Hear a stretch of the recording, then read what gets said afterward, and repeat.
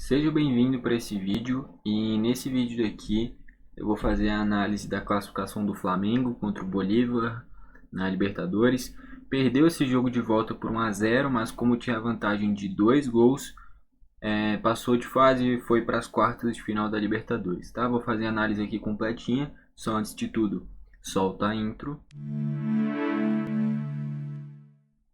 Bom, então vamos lá, aquele destaque de sempre. A análise completinha da Eurocopa está aqui embaixo, competição que ocorreu há menos de 2-3 meses atrás. Vai dar uma nostalgia bem bacana para você relembrar como é que foi a competição. Fiz a análise detalhadinha de cada seleção, os principais destaques de cada seleção e a análise de todos os jogos, tá? Acho que foram 51 no total, se eu não me engano. Desde a primeira rodada da Alemanha goleando a Escócia até a final que a Espanha ganha da Inglaterra. Tá? E usando o cupom de desconto 21 Futebol Clube, você ganha 21% de desconto, fica menos de R$15, tá? Então, quem quiser, fica aí essa sugestão. Bom, então vamos lá. Uma coisa que eu já queria destacar é que o Flamengo não fez um grande jogo, mas eu acho que ninguém esperava. Quer dizer, pode ter gente que esperava, mas para mim era muito nítido. O Flamengo ia para tentar administrar, fazer o tempo passar e passar de fase. E conseguiu fazer isso, tá? Eu achava que não ia segurar, eu achava que o Bolívar ia empilhar gols, pelo menos 1, 2, levar para os pênaltis ao menos. E foi um jogo justamente no que eu imaginava. O Bolívar pressionando, gerando muitos escanteios, muitos chutes. Transformou, por exemplo, o Rossi no craque da partida. Se não fosse ele, o Bolívar tinha no mínimo levado nos pênaltis. O Bolívar meteu pelo menos umas 2, 3 bolas na trave. Produziu para levar para os pênaltis. A questão é que não foi eficiente lá na frente. E o que vale enaltecer é o Léo Pereira no jogo de ida. Gol de cabeça dele quase que no último lance da partida, que deu uma tranquilidade maior. Eu acho que eu fiz a análise aqui no canal, não tenho certeza. Aliás, eu acho que eu não fiz. Mas enfim. O 1-0 Flamengo, se tivesse vencido por só 1-0 no Maracanã, cara, seria basicamente como se fosse uma vitória pro Bolívar.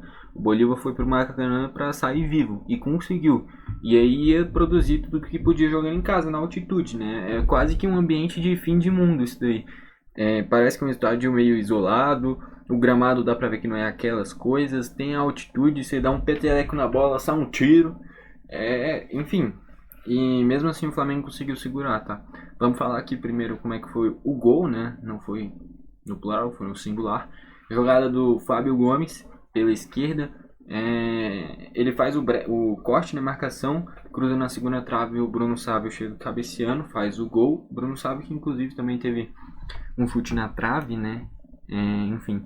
E aqui ainda teve a expulsão do Anderson, que eu já acho polêmica também, tá? O Anderson, ex-América Mineiro, ex-Confiança, eu acho que chegou a jogar no meu Grêmio, eu não tenho certeza. Lá pra 2016, alguma coisa por aí, cara. Mas eu sei que ele jogou no América Mineiro e no Confiança. Isso eu sei. E, enfim. Cara, eu não achei que era pra segundo amarelo, de verdade. Era o último homem? Era. Mas é só a gente olhar o replay. Primeiro ele dá só um toquezinho de noção de espaço no ombro do Bruno Henrique. Nada que derrubasse ele. Depois é um toquezinho no braço. Nem puxou de verdade. Foi só pra ter noção de espaço. E o Bruno Henrique, tanto é que ele cai depois que não tem nenhum contato, aí ele se joga. Só que por ser o último homem, o juiz deu vermelho direto, inclusive. Eu acho que o VAR poderia ter intervido ali. Não achei que era pra... Achei que, sinceramente, o Bruno Henrique simulou. Viu que a altitude, final do jogo, não ia dar esse pique para atravessar o campo inteiro. Simulou, cavou o vermelho e aí matou a pressão final do Bolívar, né? Enfim, mas pra mim, o Bruno Henrique simulou, eu não teria nem dado falta, tá? E se ele dá a falta, aí sim, é vermelho direto. Não era nem pra segundo amarelo, que o Anderson até já tinha. Era vermelho direto. Mas como eu falei, pra mim o Bruno Henrique simulou, não foi nem falta. Mas não mudaria muita coisa. O Flamengo passaria de qualquer forma. Destaques aqui do Bolívar, cara. O Orihuela é bom zagueiro, tá? Os dois brasileiros, tanto o Bruno Sávio quanto o Fábio Gomes, foram bem. O Fábio Gomes com bons dribles, bons cruzamentos, boas jogadas. E o Bruno Sávio gerando muito perigo também com os cruzamentos dele. Fez o gol de cabeça atacando as costas do Ayrton Lucas. O Ayrton Lucas que vive uma fase ruim defensivamente, tá? O fato é esse. Contra o Botafogo, o gol do Matheus Ponte nas costas dele, um lance quase que idêntico, um cruzamento, virada de jogo nas costas dele, igualzinho o gol do Bolívar. O jogo contra o Botafogo ainda fez o pênalti no Luiz Henrique, aqui o gol nas costas dele de novo. Do meio pra frente é indiscutível, é muito bom jogador, não à toa já chegou até a ser convocado. Mas na parte defensiva vem sofrendo bastante, tá? Eu já citei aqui, falhou contra o Botafogo, falhou de novo contra o Bolívar. Ou se você não quiser falar que falhou, no mínimo, os gols foram nas costas dele, tá? Então o Ayrton Lucas defensivamente vive um momento ruim. E do meio pra frente ele é muito rápido, gera muito perigo como sempre, né? Enfim. Então continuando, o Orihuela gostei, o Bruno Sávio e o Fábio Gomes gostei. O Ramiro Vaca, muito bom jogador, finaliza muito bem, teve um lance no primeiro tempo que ele chuta pra fora. E aí eu acho que é um erro no geral do Bolívar. Cara, acerta o gol. Os jogadores, na maioria das vezes, têm essa mania de querer acertar na gaveta, fazer um golaço. Só que, tipo assim, você já tá jogando na altitude. O Flamengo já tava desconfortável com isso. Já tava cheio de desfalque. Cara, vai empilhando o chute no gol, o Rossi uma hora ia se atrapalhar. Todo goleiro é assim, de tanto você acertar chute a gol, uma hora ele se atrapalha, dá um rebote errado.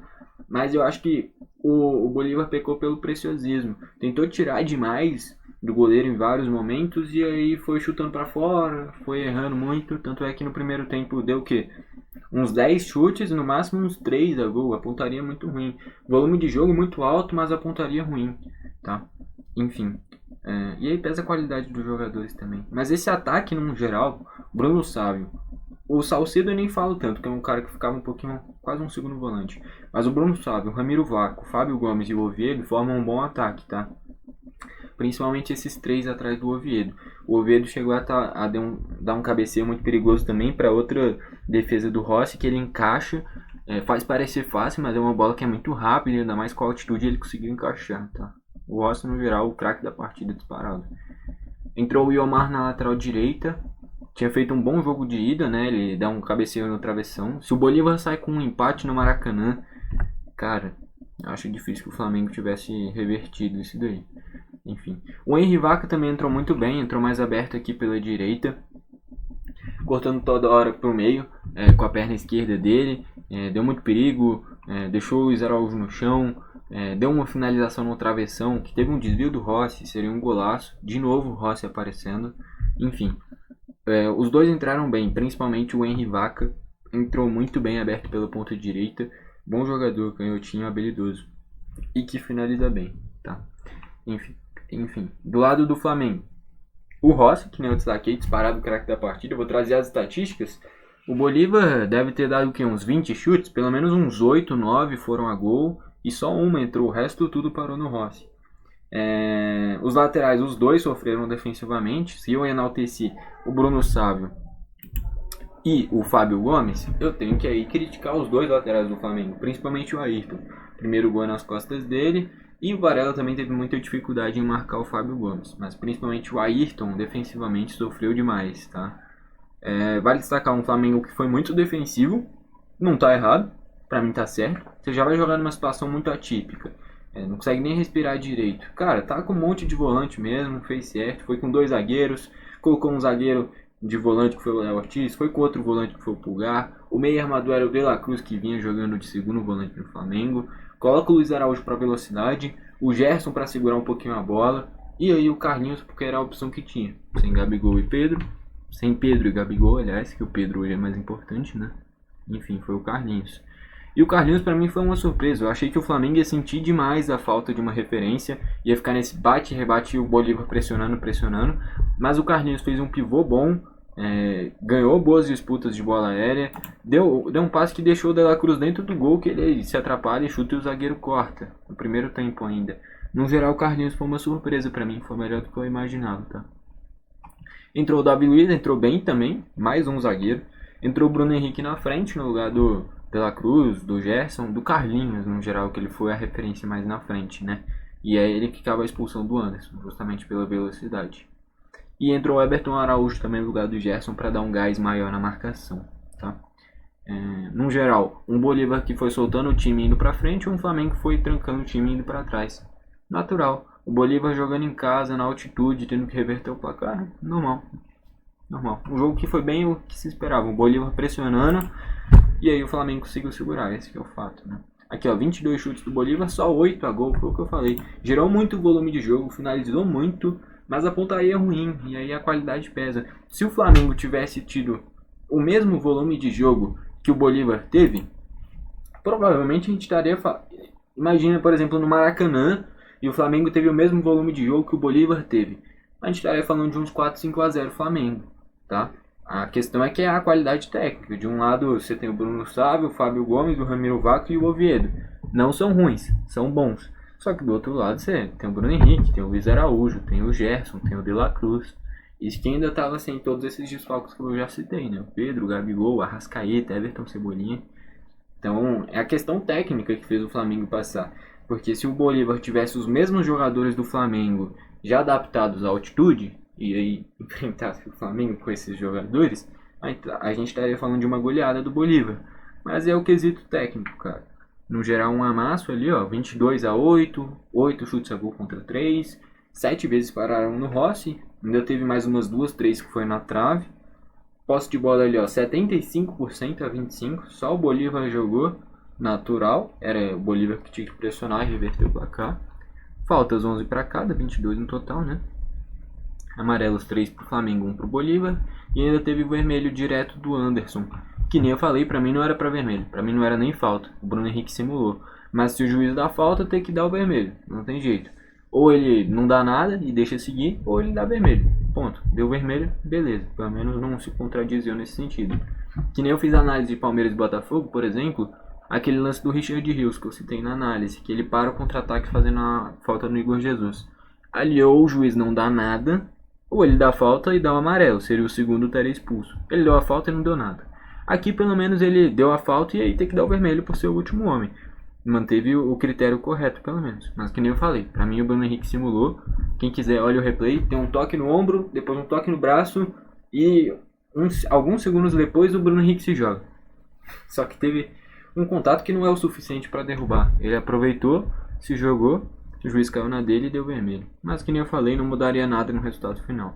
Escanteios, 8 para o Bolívar, 3 para o Flamengo. Natural. Time em altitude não precisa ter qualidade técnica, só precisa ter volume de jogo. Tá? Enfim. No geral, um confronto bem equilibrado. O Flamengo deixou o jogo vivo, né, pelo que fez na primeira partida. 2 a 0 contra um time que joga na altitude foi muito pouco, ainda mais pela diferença técnica. Era para o Flamengo ter feito uns 3, 4 na ida e garantido a classificação. Ainda era para ter ficado só 1 a 0, né? Porque o Bolívar dormiu na reta final, tomou um gol de cabeça do Léo Pereira. Isso que o Bolívar tinha chegado a meter uma bola na trave. Dá essa bobeira, toma os 2 gols. E aí aqui na volta, produz bem, faz um bom jogo, muito superior que o Flamengo. Mas aí, entra todo o efeito da altitude, né? E, enfim... Faz o gol, mete mais umas 2, 3 bolas na trave. O Rossi é o craque da partida. Mas, no final das contas, o Flamengo está classificado. Beleza? O melhor jogador do Bolívar tem alguns destaques. O Bruno Sávio foi bem. O Ramiro Vaca foi muito bem. O Fábio Gomes foi bem. Eu gostei do Orihuela. O Lamp é um goleiro rodado. Muito tempo de titular da Bolívia. Chegou a ser reserva do Boca Juniors. Fica essa curiosidade, eu lembro dele lá. O Oviedo também é um centroavante que faz uma referência bem para uma boa bola aérea. E o Henry Vaca também entrou muito bem. Mas no geral o melhor do Bolívar na partida fica ali para o Bruno Sávio e o Ramiro Vaca. Gostei muito dos dois. E o Henry Vaca também entrou muito bem. Do lado do Flamengo, destaque negativo é o Ayrton Lucas, de novo tomando gol nas costas dele. Do meio para frente é muito bom, não contesto. Mas da parte defensiva ele vem sofrendo bastante. O craque da partida e o melhor do Flamengo é o Rossi. Se não fosse ele, talvez eu estaria falando aqui de uma disputa de pênaltis ou até mesmo uma classificação no tempo normal do Bolívar. Além dele, vale destacar o Carlinhos, foi uma surpresa para mim. Não é nem que ele foi muito bem, mas foi melhor do que eu imaginava. O Bruno Henrique entrou bem para puxar os contra-ataques e o Davi Luiz entrou muito bem na zaga também. Beleza? Craque da partida, então, pra mim, é o Rossi. Acho que dessa vez não tem muita discussão. Se não fosse ele, que nem eu falei, talvez estaria falando de um desfecho diferente. Talvez em uma disputa de pênaltis, e aí eu não sei quem passaria.